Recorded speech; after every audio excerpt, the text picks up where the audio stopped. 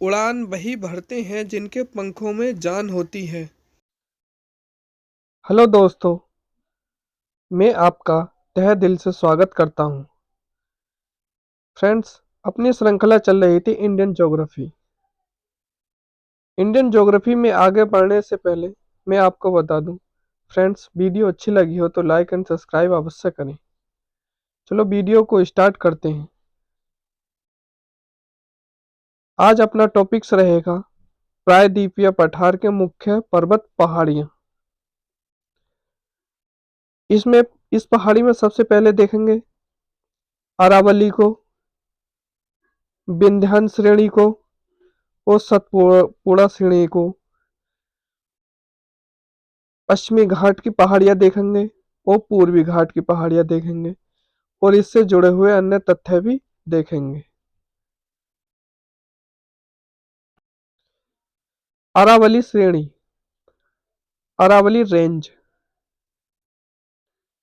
इसका विस्तार पालनपुर गुजरात से दिल्ली तक है। लगभग 800 किलोमीटर की लंबाई बैठती है इसकी। कंस्ट्रक्शन, इसका निर्माण देखते हैं। प्री कैम्ब्रियन काल में निर्मित विश्व का प्राचीनतम बलित पर्वत हिमालय से लक्षद्वीप के तहत इसका विस्तार देखा जाता है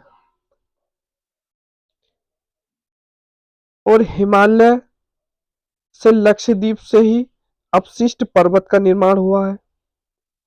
जल विभाजक देख सकते हैं, लूनी और माही नदी व बनास जो पश्चिम के मध्य बहती है, जो छपान का मैदान कहलाता है। ये कैसी नदियां हैं?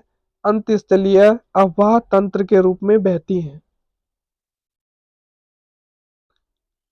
चलो इस डायग्राम से समझते हैं फ्रेंड्स। ये अरावली रेंज है, पश्चिम में गुजरात पड़ता है और उत्तर में पड़ता है दिल्ली। फ्रेंड्स, बात आती है दिल्ली में राष्ट्रपति भवन किस पहाड़ी पर स्थित है? तो रायसीना पहाड़ी पर स्थित है। वो किस श्रृंखला में आती है? तो अरावली श्रेणी में आती है। ऐसे ही आगे चलते हैं तो पीपली घाट बनता है। उससे आगे बढ़ते हैं तो लूनी नदी बहती है, फिर हल्दी घाटी, फिर बनास और उसके बाद राजस्थान में गुरु शिखर। अरावली की सबसे ऊंची चौड़ी चोटी कौन सी कहलाती है फ्रेंड्स? गुरु शिखर कहलाती है। गुरु शिखर को ही माउंट आबू कहा जाता है और माउंट आबू में ही दिलवाड़ा जैन मंदिर का तीर्थ स्थल है। माना जाता है जैन धर्म के महावीर स्वामी जी का मंदिर बना हुआ है, जो काफी प्रसिद्ध है। आप देख सकते हैं गुजरात और दिल्ली के बीच की दूरी कितनी है? 800 किलोमीटर की दूरी है। सर्वोच्च शिखर, हाईएस्ट पीक, गुरु शिखर, जिस जो 1722, आबू पहाड़िया दिलवाड़ा जैन मंदिर राजस्थान का शिमला कहा जाता है माउंट आबू पहाड़ियों को। इसमें हिल्स देख सकते हैं, रायसीना हिल्स जो दिल्ली में है, मारवाड़ व हर्षनाथ पहाड़ी और जरगा पहाड़ी जो उदयपुर में है। ये सब अरावली पहाड़ी की रेंज में आती हैं। इसमें प्रमुख दर्रे हैं गोरघाट, माउंट आबू जो गुरु शिखर है, पीपली घाट है, देसुरी घाट और देवारी। प्रमुख दर्रे इसके पहाड़ी में रहते हैं। इसमें अन्य चट्टाने में क्या पाया जाता है? क्वार्टर्स प्रकार की चट्टानें पाई जाती हैं। खनिज कैसा है यहाँ पे? सीसा, तांबा, जस्ता, एस्बेस्टस, अभ्रक, संगमरमर आदि। जो राजस्थान का 70% खनिज यहीं से निकलता है। मरुस्थलीय को रोकने व मानसून की दिशा बदलने में सहायक होती है। नक्की झील भी राजस्थान में ही है। आबू पहाड़ियां और ज्वालामुखी से निर्मित आबू पहाड़ियां होती हैं। बात करते हैं विंध्याचल पर्वत की। इसका विस्तार गुजरात से बिहार तक है। फॉर्मेशन यानी निर्माण, बृहस्पति पर्वत के अपरदन से अपशिष्ट पर्वत बना। इसकी सर्वोच्च शिखर चोटी कौन सी है? गुडविल चोटी है, जो 752 मीटर की दूरी ऊंचाई पर है। सॉरी। इसके अन्य फैक्ट देख सकते हैं। उत्तर व दक्षिण भारत के मध्य विभाजक का काम करती है और हिमालय व प्रायद्वीपीय नदियों के मध्य जल विभाजक का कार्य भी करती है। इसमें नदियां नर्मदा, केन, कर्मनाशा, टोंस आदि नदी बहती हैं। इसमें खनिज मिनरल्स क्या निकलते हैं? चूना पत्थर निकलता है, बलुआ पत्थर। और बलुआ पत्थर भवन निर्माण के लिए का प्रयोग होता है। आप इस डायग्राम से समझ सकते हैं। पश्चिम में रहा गुजरात और पूर्व में रहा बिहार। बिहार में आप देख सकते हैं ये विंध्याचल श्रेणियां प्रायद्वीपी नदी तंत्र भी कहलाती हैं और अरावली श्रेणी यहाँ आती है। सद्भावना शिखर भी इसी पर पाया जाता है, विंध्याचल श्रेणी में। प्रायद्वीपी नदी कौन सी कहलाती है इसके अंदर? नर्मदा, जो भ्रंश से गुजरती है, भ्रंश का पार्ट ही बनाती है। सतपुड़ा रेंज कहलाती है। सतपुड़ा रेंज फ्रेंड्स इसके दक्षिण में बहती है। अब सतपुड़ा पर्वत श्रेणी को देख सकते हैं। चलो देखते हैं।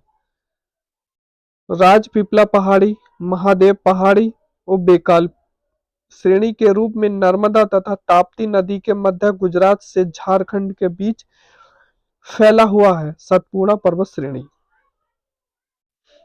फॉर्मेशन, इसका निर्माण हुआ है बृहस्पति पर्वत से के अपरदन से अपशिष्ट पर्वत बना है।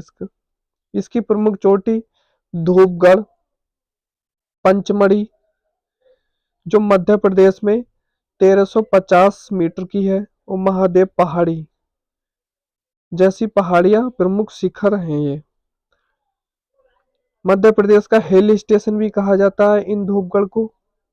सतपुड़ा की रानी भी कहा जाता है और इको सेंसिटिव जोन भी यहीं पर है। अमरकंट की चोटी 1065 मीटर की ऊंचाई पर है। ये मैकाल पर्वत में है। नर्मदा सोन में जोजिला का उद्गम आर्य प्रवाह तंत्र बनाती है। अमरकंटक व अचानकराम बायोस्फीयर रिजर्व भी है। इससे जुड़े हुए अन्य तथ्य देख सकते हैं। चट्टानें, किस प्रकार की चट्टानें पाई जाती हैं? इसमें बेसाल्ट और ग्रेनाइट जैसी चट्टानें पाई जाती हैं। और खनिज क्या क्या निकलता है? तांबा और कोयला निकलता है। और बुरहान दर्रा पाया जाता है, जो दक्कन का प्रवेश द्वार कहा जाता है। फ्रेंड्स, सतपुड़ा रेंज की जो लंबाई है वो 900 किलोमीटर की है। आप इस डायग्राम से देख सकते हैं। यह रहा राजपीपला पहाड़ी, ग्वालीगढ़, महादेव पहाड़ी और मैकाल पहाड़ी। महादेव और मैकाल पहाड़ी के बीच में ही धूपगढ़ और पंचमढ़ी जैसी पर्वत श्रेणी यहाँ पे देखी जा सकती है।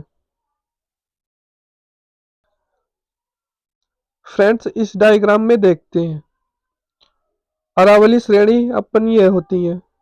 यहाँ मालवा का पठार है और विंध्याचल पर्वत श्रेणी यहाँ पर है और इसके जस्ट ही नर्मदा सोन घाटी है।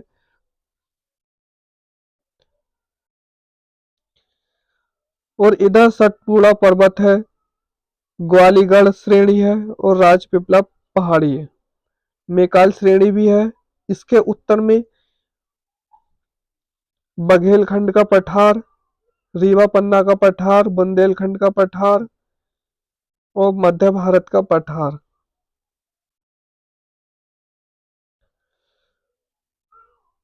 आप कुछ पहाड़ियां देख सकते हैं। अदर हिल्स, गिरनार पहाड़ी जो जूनागढ़ और गुजरात में पाई जाती हैं। गोरखनाथ की भी पहाड़ी यहाँ पर पाई जाती है। और यहाँ पे एशियाई शेर या बब्बर शेर काफी मात्रा में देखने को मिलता है। बात करते हैं अजंता पहाड़ी की। ताप्ती नदी के दक्षिण में ये अजंता पहाड़ी पाई जाती है। और ये कहाँ पाई जाती है? महाराष्ट्र में। गुप्तकालीन चित्र वाली गुफाएं हैं। फ्रेंड्स, इस डायग्राम को अच्छे से समझ लेना।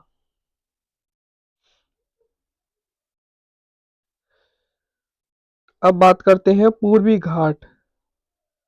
पूर्वाद्री श्रेणी भी कहा जाता है पूर्वी घाट को। समुद्री पूर्वी समुद्री तटीय मैदान के समांतर महानदी घाटी से नीलगिरी तक ये पूर्वी घाट पाया जाता है। इसमें नदियों का ढलान है पश्चिम से पूर्व की ओर। और इसी के अपरदन से अत्यधिक असतत व पश्चिमी घाट में भी चौड़ा है। इसमें भी अनेक प्रकार की पहाड़ियां हैं, जैसे महानदी से गोदावरी सतत, और उड़ीसा उड़ीसा में मलयागिरी, महेंद्रगिरी व उदयगिरी में। और आंध्र प्रदेश में देख सकते हैं नल्लामल्लाई, एरामल्ला, बेलिकोंडा, पालकोंडा और नागरी जैसी पहाड़ियां हैं। और तमिलनाडु में आप देख सकते हैं जवादी, सेवरॉय, पंचमलाई और सुरुमलाई जैसी पहाड़ियां देखने को मिलती है। अब बात करते हैं सर्वोच्च शिखर की, हाईएस्ट पीक, झंझागढ़ या विशाखापट्टनम चोटी जो 1690 मीटर में है, आंध्र प्रदेश में पाई जाती है। और महेंद्रगिरी 1501 मीटर में है, ये वो पाई जाती है उड़ीसा में। इससे अन्य जुड़े हुए तथ्य देख ले हैं। मेलागिरी श्रेणी जो तमिलनाडु व कर्नाटक में है, कावेरी व पेन्नार नदियों के मध्य बहती है ये। अब देखते हैं कुछ नदियां। महानदी, गोदावरी, कृष्ण, कावेरी आदि नदी पाई जाती हैं इन क्षेत्रों में। अब खनिज कैसा पाया जाता है? मैग्नीज का बॉक्साइट चूना पत्थर पाया जाता है। आप इस डायग्राम से देख सकते हैं, ये रहा उड़ीसा। उड़ीसा में गड़जात पहाड़ी, मलयगिरी चोटी, टिक्करपाड़ा श्रेणी और नायगढ़ पहाड़ी और महेंद्रगिरी 501 मीटर की, सॉरी 1501 मीटर की। ऐसे ही आंध्र प्रदेश में गोदावरी बहती है। एलियोकोंडा, नालामल्ला, मल्लाई, बेनुकोंडा, पालकोंडा, नागरी जैसी पहाड़ियां देखने को मिलती हैं आंध्र प्रदेश में। ऐसे ही तमिलनाडु में जावरी पहाड़ी, सेवरा पहाड़ी, पंचमलाई पहाड़ी और सिरुमलाई पहाड़ी तमिलनाडु में देखने को मिलती हैं। अब बात करते हैं पश्चिम घाट। और पश्चिमी घाट को क्या कहा जाता है? सह्याद्री कहा जाता है। इसमें ताप्ती के मुहाने से कन्याकुमारी अंतरीप तक 1600 किलोमीटर में विस्तृत भारत की दूसरी सबसे लंबी पर्वत श्रृंखला है फ्रेंड्स। इसका फॉर्मेशन देख सकते हैं आप। अफ्रीका के भारत से अलग होने पर अपसारी प्लेट विवर्तनी गति से इसका निर्माण हुआ है। भ्रंश के कगार से उत्तर से दक्षिण आने पर ऊंचाई बढ़ती है और चौड़ाई भी बढ़ती है। इसका ढाल देखते हैं। पश्चिम में तो तीव्र है, पूर्व में मंद है और नदियां पश्चिम उद्गम से पूर्व सतत पर्वत श्रेणी में बहती हैं। अब इसका विस्तार देखते हैं। गुजरात, महाराष्ट्र, गोवा, कर्नाटक, तमिलनाडु, केरल व पांडुचेरी में इसका विस्तार देखने को मिलता है। 7 राज्यों में। पश्चिमी ढाल पर देखते हैं अब। दक्षिण पश्चिम मानसून से वर्षा होती है यहाँ पर। उष्ण कटिबंधीय सदाबहार की वनस्पतियां पाई जाती हैं, जिससे अत्यधिक जैव विविधता होती है। 2012 में पश्चिमी घाट के 39 स्थानों को यूनेस्को विश्व धरोहर स्थल में शामिल किया गया। जैव विविधता में देख सकते हैं 8वां जैव विविधता हॉटस्पॉट है यहाँ पर। साइलेंट वैली राष्ट्रीय उद्यान है, नीलगिरी बायोस्फीयर रिजर्व है, यह 1986 में पहला बायोस्फीयर रिजर्व बना। अगस्त मल्लाई 2016 में बना। अम्बालम्ब रिजर्व प्रस्तावित है, ये भारत रिजर्व। बढ़ते हैं आगे। अब बात करते हैं जैव विविधता हॉटस्पॉट। बायोडाइवर्सिटी हॉटस्पॉट क्या होता है? वैज्ञानिक थॉमस यूजीन लवजॉय ने सर्वप्रथम 1980 में बायोलॉजिकल डाइवर्सिटी जैव विविधता शब्द का प्रयोग किया और 1985 में वाल्टर जी रोसेन ने बायोडाइवर्सिटी जैव विविधता शब्द का प्रयोग सर्वप्रथम किया था। किसने किया था? थॉमस यूनिन लेबनॉय ने और वाल्टर जी रोसेन ने, इन दोनों जो है जैव विविधता हॉटस्पॉट शब्द का प्रयोग किया था। जैव विविधता हॉटस्पॉट आकर्षण के केंद्र, ये हिंदी अनुवाद होता है इसका, कि अवधारणा 1988 में नॉर्मन मायर्स द्वारा विकसित की गई। जैव विविधता हॉटस्पॉट बायोडाइवर्सिटी हॉटस्पॉट ऐसा जैविक भौगोलिक क्षेत्र है जिसे मनुष्य से खतरा रहता है। जैव विविधता हॉटस्पॉट को निर्धारित करने की मापदंड, इससे कम से कम 1500 संवहनी पौधे होने चाहिए जो उस क्षेत्र के अलावा कहीं नहीं पाए जाते हों। यह हॉटस्पॉट बनने की एक महत्वपूर्ण नियम है। ऐसा क्षेत्र जिनका 70% से अधिक मूल पर्यावास नष्ट हो चुका है और 30% मूल प्राकृतिक वनस्पति विलुप्त के कगार पर हों। बात करते हैं अब, दुनिया भर में 36 क्षेत्र हॉटस्पॉट हैं। पृथ्वी के स्थलीय भाग पर मात्र 2.5% लगभग 50% जीव जंतु पाए जाते हैं। अब पश्चिमी घाट पर का विभाजन भी देखते हैं, इससे जुड़े हुए अन्य तथ्य देखते हैं। 16 डिग्री उत्तरी अक्षांश जो गोवा में पाया जाता है, उत्तरी और दक्षिण सह्याद्री क्षेत्र कहलाता है ये। और पश्चिमी घाट उत्तरी सह्याद्री, मध्य सह्याद्री और दक्षिण सह्याद्री में बांटा जाता है। उत्तरी सह्याद्री में महाराष्ट्र आता है और महाराष्ट्र में सर्वोच्च शिखर काल सुबई है जो 1646 मीटर की है। फ्रेंड्स, क्वेश्चन ये आता है, उत्तरी सह्याद्री की सबसे ऊंची चोटी का नाम बताइए।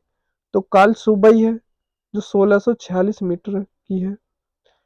इसमें दूसरा सर्वोच्च शिखर महाबलेश्वर है जो 1438 मीटर की है और महाबलेश्वर से ही कृष्णा नदी निकलती है और यहीं पे ही राष्ट्रीय मेघ अनुसंधान केंद्र भी स्थित है और त्रंबकेश्वर गोदावरी नदी भी यहीं पर स्थित है।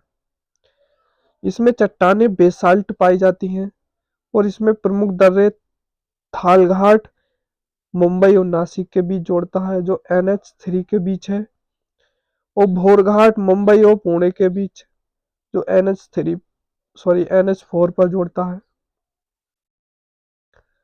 बात करते हैं मध्य सह्याद्री की। ये मध्य सह्याद्री कर्नाटक में इसका विस्तार देखने को मिलता है। इसकी सर्वोच्च चोटी है केंद्रमुख जो 1892 मीटर की है। इसमें लोहा अयस्क अधिक मात्रा में पाया जाता है। इसमें अन्य ब्रह्मागिरी जैसी पहाड़ी है, बाबा बुदन की पहाड़ी है। ब्रह्मागिरी में कावेरी नदी निकलती है और बाबा बुदन की पहाड़ियों में कॉफी का उत्पादन अधिक मात्रा में होता है। अब बात करते हैं दक्षिणी सह्याद्री। ये 3 राज्यों में देखा जाता है इसको, केरल में, कर्नाटक और तमिलनाडु में। इसमें पहाड़ियां नीलगिरी, अन्नामलाई, पलानी और इलायची जैसी पहाड़ियां पाई जाती हैं। इसकी प्रमुख चोटी है अन्नामलाई जो 95 मीटर है। केरल में स्थित है। इसको अन्नामलाई भी कहा जाता है या अन्नी मुड़ी भी कहा जाता है। फ्रेंड, क्वेश्चन ये आता है, दक्षिण सह्याद्री की सबसे ऊंची चोटी कौन सी है? तो अन्नी मुड़ी ही है, या अन्नामलाई भी कहा जाता है। उसके बाद आती है दोदा बेटा, जो 2636 मीटर की है। यह तमिलनाडु और नीलगिरी क्षेत्र में पाई जाता है। उसके बाद आती है अगस्त मल्लाई, जो 1866 मीटर की है, जो केरल और तमिलनाडु में कार्डम पहाड़ी में देखी जा सकती है। अब कुछ इससे जुड़े हुए अन्य तथ्य देखते हैं। नीलगिरी, जो पूर्व और पश्चिम को मिलाने वाला स्थान क्या कहलाता है? नीलगिरी पहाड़ी मिलाती है। अन्नाईमुड़ी पर्वत ग्रंथि, इसमें कौन कौन सी होती हैं? अन्नामलाई, पालनी और इलायची जैसी पहाड़ियां मिलकर क्या बनाती हैं? अन्नाईमुड़ी पर्वत बनाती हैं। सबसे दक्षिण पहाड़ी कौन सी है? नारकोडम है। इसमें प्रमुख दर्रे कौन से हैं? थालघाट, जो मुंबई और नासिक को जोड़ता है। भोरघाट, जो मुंबई और पुणे को जोड़ता है। और पालघाट देखते हैं, जो केरल और तमिलनाडु को जोड़ता है। और यह पूर्व और पश्चिम घाट को जोड़ने वाला ही पालघाट कहलाता है। सैनकोट्टा दर्रा, जो तिरुवनंतपुरम केरल और तमिलनाडु को जोड़ता है। इसमें हिल स्टेशन देखे जा सकते हैं, जैसे कोडाइकनाल, जो तमिलनाडु और पलानी पहाड़ी में हिल स्टेशन काफी खूबसूरती से बनाया गया है। वो काफी अच्छा दृश्य देखने को मिलता है। ऐसे ही ऊटी, जो तमिलनाडु नीलगिरी पहाड़ी पर बनाया गया है, यह भी काफी अच्छा पर्यटक की दृष्टि से बहुत ही अच्छा दृश्य है। बाबा बुदन की पहाड़ी चिकमंगलूर कर्नाटक में है। जैव विविधता भी पाई जाती है और लोहा अयस्क और कॉफी उत्पादन के लिए भी काफी अच्छे से जाना जाता है बाबा बुदन की पहाड़ी को। फ्रेंड्स, इस डायग्राम को आप अच्छे से समझ लेना और स्क्रीनशॉट लेकर अपने पास रखना। अब बात करते हैं नीलगिरी पहाड़ी की। पूर्वी घाट और पश्चिमी घाट को जोड़ने वाली भौगोलिक ग्रंथि कहलाती है। इसका विस्तार तमिलनाडु, केरल और कर्नाटक में देखा जाता है। इसकी सर्वोच्च चोटी दोदाबेट्टा है। इससे अन्य तथ्य देखते हैं। ऊटी हिल स्टेशन है। टोटा जनजाति पाई जाती है। चाय व कॉफी के लिए अच्छा उत्पादन करती है। अत्यधिक जैव विविधता पाई जाती है। भारत का प्रथम बायोस्फीयर रिजर्व 1986 इसी में ही बनाया गया। 1986 में MAB कार्य में शामिल यूनेस्को विश्व धरोहर में शामिल किया गया है। फ्रेंड्स, आज की वीडियो इतनी ही रहेगी। कृपया वीडियो अच्छी लगी हो तो लाइक एंड सब्सक्राइब अवश्य करें और वीडियो को शेयर